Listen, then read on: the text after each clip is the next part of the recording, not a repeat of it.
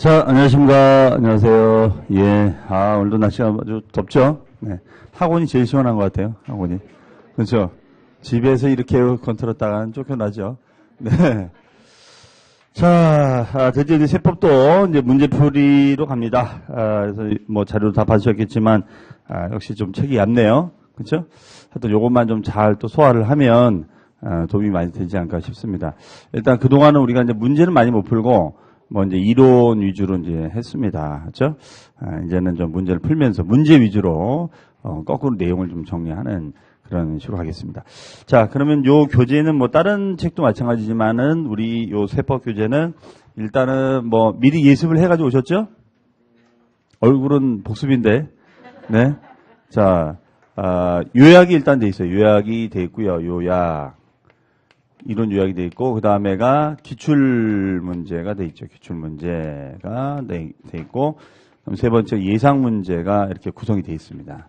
그래서 이렇게 제가 정리해 놓은 거기 때문에, 다만 이제 요약 같은 경우도 자세하게, 요약을 자세하게 나름대로 해 놓은 거니까, 이 세법은 요약을 좀 잘 활용을 좀 하시면 좋을 것 같습니다. 그리고 이제 요 이론적인 정리는 아마 7월 언젠가? 예. 아마 이론 특강을 아마 할 거예요. 그래서 그때는 하루에 이제 세법을 한번 쭉 다 정리를 해드립니다. 왜 그때 다시 이론 정리를 또 하냐면, 우리 또 문제 위주로 풀다 보면은, 또 이론 정리가 또 안 돼요. 이게. 그러니까 이게 이제 맹점인데, 이론 위주로 공부하다 보면은 문제를 많이 안 푸니까 문제가 헷갈리고, 또 문제 위주로 풀다 보면은 뭔가 풀리는 것 같은데 또 이론 정리가 안 되는 거야. 또 까먹은 거죠. 그래서 저희가 이 여름에 특강을 일요일날 이렇게 해서 이론 정리 해드린 이유가 다른 게 아니에요. 계속 반복을 시키는 거죠.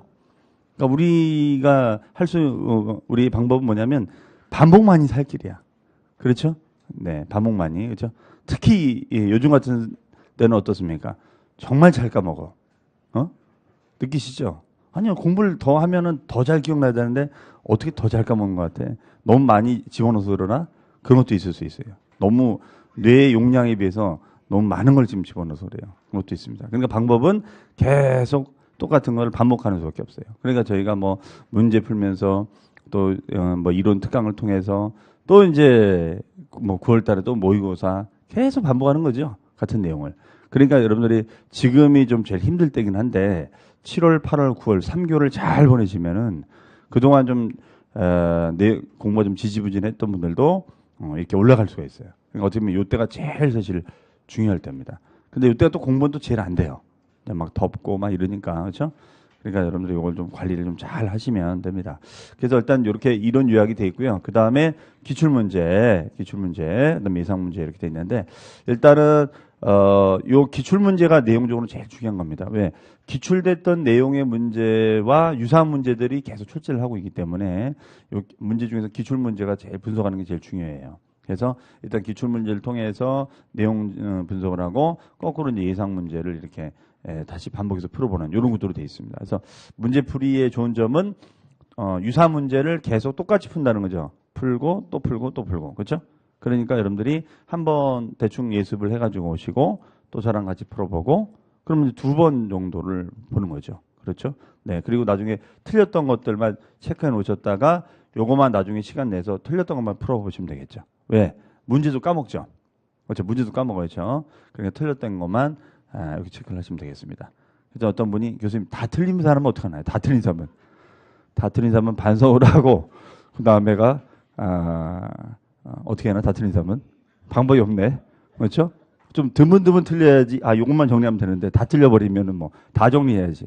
그러면 그 부분은 하나도 정리가 안 돼 있다는 거야. 그러니까 그거는 여러분들 인강을 다시 한번 보셔야 돼요. 인강을 다시 한번 보시고 그 파트는 네. 그래서 여러분들이 예습을 해가지고 오실 때 뭐 다른 과목도 마찬가지입니다. 기출 예상 문제를 다 풀어가지고 오면 좋은데 도저히 시간이 안 되면은 기출 문제는 문제 수가 많지가 않아요. 그렇죠? 한 단원에 한 20문제도 안 됩니다. 20문제, 세법 같은 거는. 그러니까 요거라도 풀어가지고 오면은 도움이 됩니다. 아셨죠? 네. 다 풀기가 뭐하면은 이거라도 풀어라. 다 풀면 좋고, 아니면 이거. 그렇죠? 자, 그래서 문제를 먼저 풀어보셔야 돼요. 이론 요약을 다 보고 문제를 푸시면 안 돼요. 문제를 먼저 풀어보고 내가 어떤 부분을 집중적으로 틀리는지를 체크해놔야 돼요. 그리고 나중에 거꾸로 이론 요약을 보는 이런 식으로 하는 게 좋습니다. 아셨죠? 왜? 이론 요약을 다 보고 내가 문제를 풀면 어때요? 내가 요약을 보고서 내가 문제를 풀기 때문에 이미 나는 기본 내용을 답지를 보고 문제를 푸는 거랑 똑같은 거죠. 그렇죠? 그러면 이건 효과가 없는 거지. 그렇죠? 그러니까 이제 문제를 먼저 풀어보시고 거꾸로 요약을 보는. 그래서 저희도 문제를 먼저 이론 요약은 제가 가볍게 체크해 드릴 거고 문제를 먼저 풀어보면서 거꾸로 이론 요약을 정리를 할 거예요. 아셨죠? 네, 그렇게 해서 문제 중심으로 접근을 할 테니까요. 네. 자, 그러면은 이제 그 처음에가 나온 게 조세 총론이죠? 네, 조세 총론. 이 조세 총론은 사실 내용적으로는 그렇게 뭐 어려운 게 많이 없는데 이게 좀 짜잘짜잘한 것들이 많아요. 그렇죠? 그러면 조세 총론에서는 우리 시험에서 한 2문제 정도가 여태까지 계속 뭐 한 5개년도를 봤을 때 출제를 해왔습니다. 이제 그럼 총론에서 16문제 중에서 2문제를 내는 이유는 뭘까? 일단 이거죠. 공인중개사가 무슨 세무사 업무를 하는 건 아니란 말이에요. 그냥 내가 계약서를 쓰기 위해서 세무적인 상담을 서비스를 해주는 거예요. 그렇죠? 그런 서비스를. 그러면은 최소한의 기초적인 거는 세무의 기초적인 세금은 알아야 되지 않느냐. 그렇죠? 그래서 기초적인 어떤 세금의 지식을 알고 있는지를 테스트해 보는 거죠. 응? 출제원 입장에서는. 응? 이 정도는 알고 있지 않을까 이렇게 물어보는 거죠. 그렇죠? 그러니까 주로 이제 여기서 물어보는 거는 이제 용어죠. 용어. 중요 용어. 용어. 우리 용어 중에 뭐 납세무자, 2차 납세무자, 연대 납세무자, 과세대상, 과세표준 세율, 초과 누진세율, 비례세율, 그렇죠? 그다음에 뭐 이런 용어들, 그다음에 뭐 가산세가 뭐고 가상 뭐 이런 용어들은 물어볼 수 있잖아요. 적어도 당신이 공인중개사 업무를 할 때 이 의뢰인이 이런 걸 물어볼 거 아니에요, 이거지, 그렇죠? 납기가 언제냐, 뭐 이런 거, 나는 분납이 되는 거냐, 물납이 되는 거냐, 그렇죠? 그러면 이런 중요 용어적인 정도는 알아야 되지 않느냐. 그래서 이런 용어적인 질문을 해왔고요. 그 다음에 이제 두 번째는 납세무. 납세무의 절차. 이 절차에 대해서도 많이 물어봤었어요. 네. 이거는 이제 왜 시험에 낼 게 많아. 이거는.